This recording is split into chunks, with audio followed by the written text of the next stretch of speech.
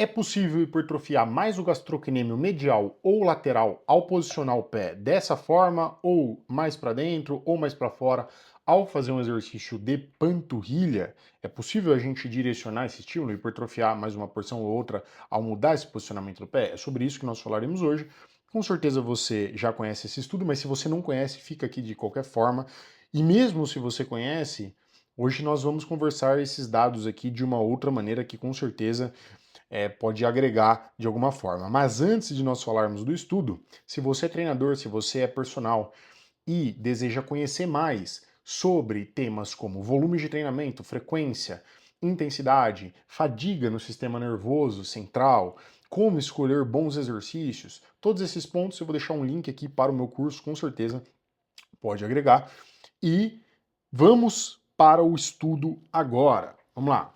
Então, esse estudo, como eu falei, é um estudo que ficou bem famoso quando ele saiu, e na introdução ele já fala sobre a composição do tríceps sural, que nós temos o sóleo e os gastrocnêmios, medial e lateral, e depois ele fala sobre um estudo aqui de eletromiografia, que mostra que posicionar o pé para fora aumentava a excitação do gastrocnêmio medial. Já posicionar a ponta do pé para dentro aumentava a excitação do gastrocnêmio lateral. Só que a ativação não é hipertrofia. Então, o objetivo do estudo era entender se esse posicionamento do pé afetaria a hipertrofia muscular. E para isso ele traça aqui algumas abreviações, né? Então, ele vai comparar três posições nesse estudo, com o pé mais para fora, e esse pé para fora, a abreviação é FPO, então pé para fora é FPO, ou o pé mais para dentro, que é FPI, ou para frente, que é a posição tradicional, que é o FPF. Então, quando eu falar novamente essas siglas, é importante que você se lembre o que significa cada um desses pontos. Nesse estudo, nós tivemos 11 semanas, só que dessas 11 semanas, a primeira semana e a última semana são semanas para coleta de dados, né, para fazer as medições de ultrassom e tudo mais. Então tivemos 9 semanas de treinamento mesmo, com 7 exercícios, só que 6 desses exercícios eram para peitoral, para latíssimo, para tríceps, para bíceps, para quadríceps, é, para isquiotibiais. Então, um dos exercícios dos 7, de fato, era para a panturrilha, em que esses indivíduos faziam de forma unilateral a panturrilha em uma máquina de leg press horizontal. E eles recrutaram os indivíduos aqui através de redes sociais, mas também através do ambiente da universidade. Isso é muito comum, tá, pessoal? Selecionar os próprios estudantes como voluntários. É mais fácil dos indivíduos não abandonarem o estudo, porque eles já estão lá, né, de forma frequente, então é mais fácil de colher os dados e tudo mais, por isso que é um público mais simples de atingir.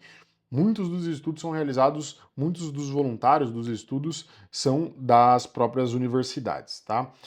Então nós tínhamos três condições, cada uma das pernas dos indivíduos, elas foram alocadas em uma das três condições. Isso é legal, porque se a gente tem cada uma das pernas alocadas nessas condições, tudo bem, a gente tem uma quantidade X de voluntários, mas nessa condição em que cada uma das pernas faz um protocolo, nós aumentamos o poder estatístico dessa quantidade de indivíduos participantes, tá?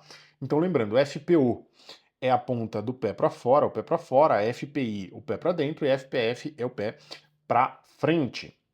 22 indivíduos finalizaram esse estudo. Eles utilizaram ultrassom para saber a espessura, né, do gastrocnêmio. E aqui vem um ponto importante, né? Ele relata aqui a mínima diferença detectável. O que é isso, de uma forma simples? É o mínimo valor que já pode ser considerado estatisticamente significativo, levando em consideração o erro de medida. Então, levando em consideração, por exemplo, quando você vai fazer um ultrassom, pode ter um erro atribuído ao próprio equipamento, pode ter um erro atribuído a como o indivíduo, né, a como o pesquisador que vai colher o dado e utilizar o ultrassom, ele pode ter um erro na coleta, então tem um erro associado. E essa mínima diferença detectável diz o seguinte, olha, por exemplo, para gastrocnêmio medial, essa mínima diferença detectável é de 0,103 centímetros. O que isso significa? Que um número abaixo disso, se eles detectam uma diferença pré e pós abaixo desse valor, pode ser que esse valor abaixo esteja relacionado apenas a um erro de medida e não a uma mudança real, a uma diferença real, entendeu? Só um erro de medida. Então é importante que para um dado ter um bom nível de confiabilidade, ele esteja acima desse valor. Essa diferença pré e pós, por exemplo, para o gastrocnêmio medial, esteja acima desse valor. Já para o gastrocnêmio lateral, esse valor é de 0,117 centímetros. Então também é legal que para o gastrocnêmio lateral esteja acima desse valor. Como que foi o treino desses indivíduos? Então eles treinavam aqui 3 vezes na semana e eles faziam a extensora de forma unilateral e eles começaram com 3 séries de 20 a 25 repetições. Interessante isso, né? 20 a 25 repetições. É uma possibilidade de fazer 20 a 25 repetições? Com certeza. Funciona. A margem para hipertrofia é muito alta. Mas por que essa escolha? Existia uma crença, né, de que para panturrilha, para determinados músculos, a gente precisava fazer mais repetições. A gente sabe que isso não é uma verdade, mas talvez eles tenham ido nisso, né? E aí eles fizeram isso da semana 1 a 13 e depois, nas semanas seguintes, eles aumentaram para 4 séries ao invés de 3 séries. Então teve uma progressão. Descansaram aí 60, 90 segundos. E outro ponto interessante, eles utilizaram aqui, faziam 1 segundo na fase concêntrica, mantinham 1 segundo de isometria no pico ali da concêntrica e depois fazia 2 segundinhos aqui da fase excêntrica. Então eles mantinham essa contração ali no final da concêntrica. Assim, não é errado fazer isso, mas também não é necessário, tá? Mas, de qualquer forma, eles, como eu falei, não é errado realizar.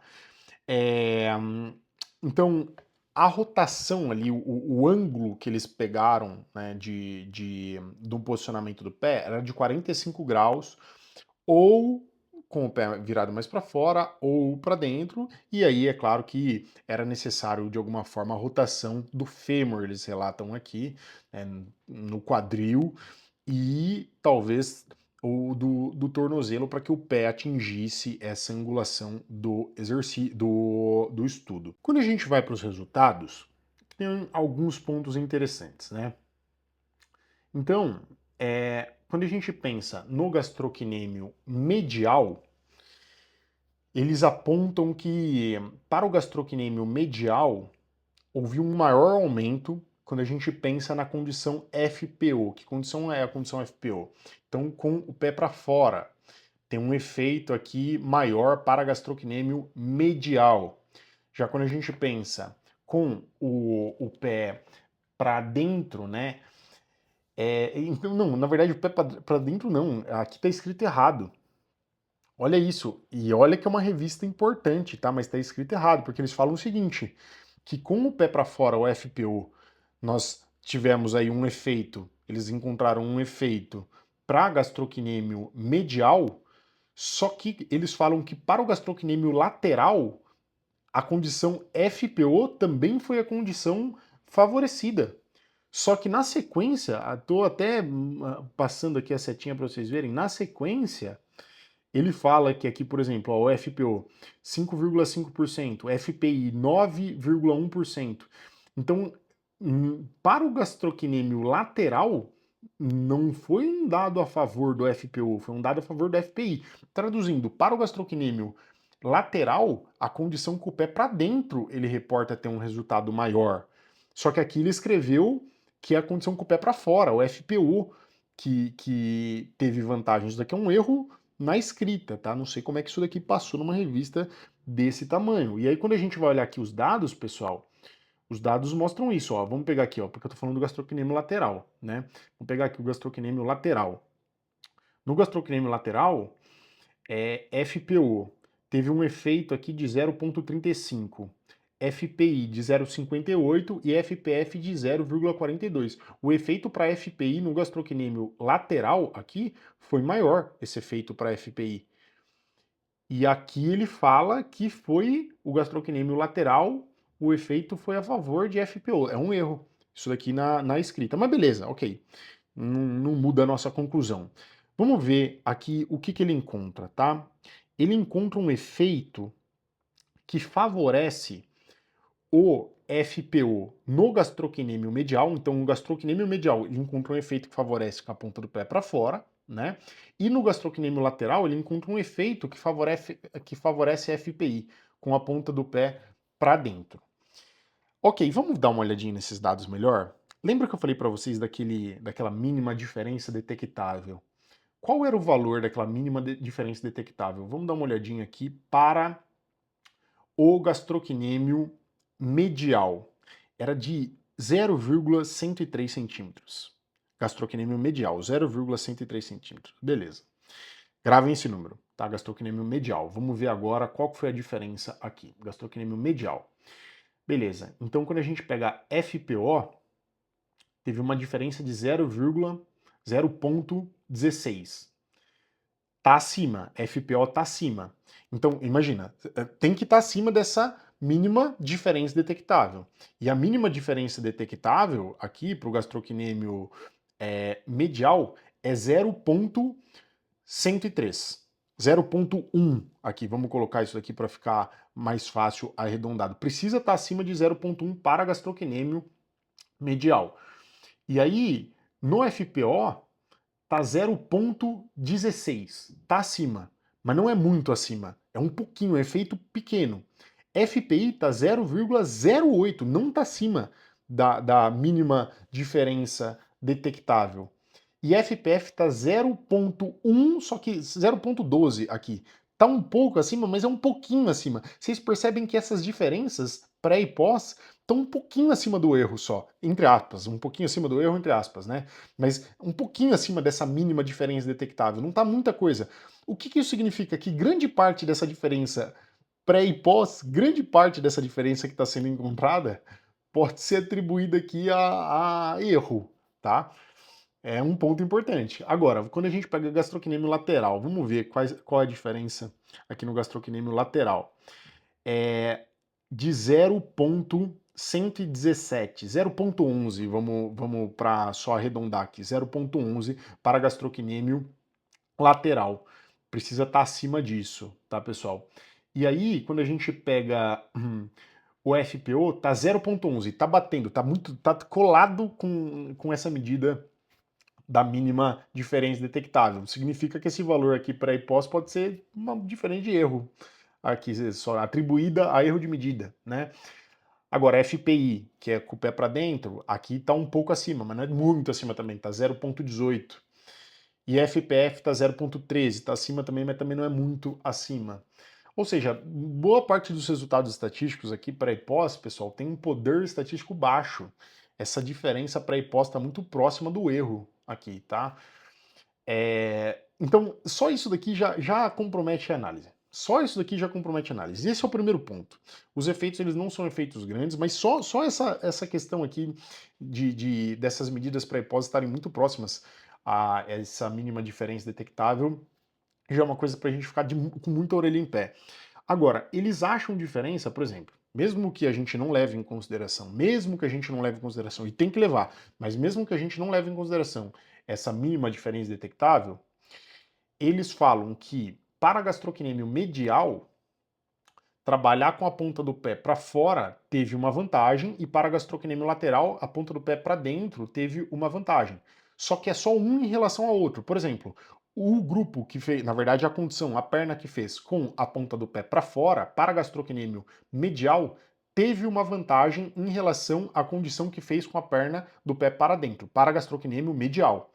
Só que quem fez com a condição que fez com a ponta do pé para fora não teve diferença em relação à condição que fez com a ponta do pé para frente, que é a condição normal.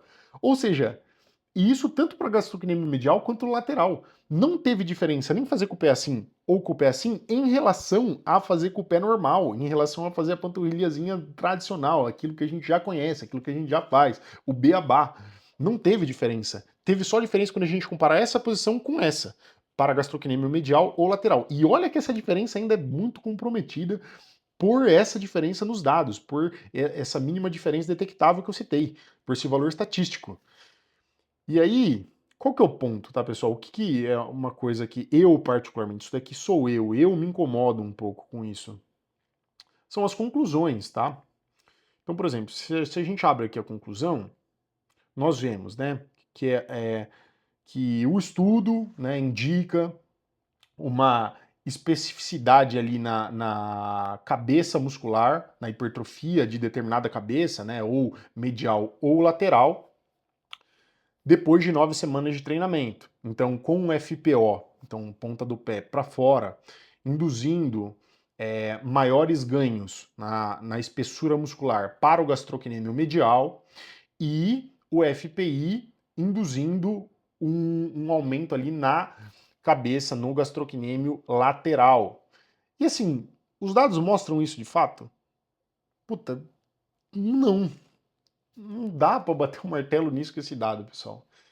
Não dá para bater o martelo nisso com esse dado, não quando a gente olha essas diferenças, não quando a gente olha essa estatística. Por isso eu digo, é importante entender, ler o estudo com calma, para não ser ludibriado, beleza? Não estou dizendo que essa é a intenção dos autores, não estou dizendo isso, mas é importante que você tenha suas próprias conclusões, não dependa apenas das conclusões dos autores. Novamente, se você quiser entender como analisa esse tipo de ponto para prescrever um treino com qualidade, para de fato ter um treino embasado, não para ter um treino, mas para prescrever um treino assim, se você se interessa nisso, nessa prescrição otimizada para hipertrofia, realmente embasada, link aqui na descrição desse vídeo, com certeza pode te ajudar. A gente se encontra no próximo estudo.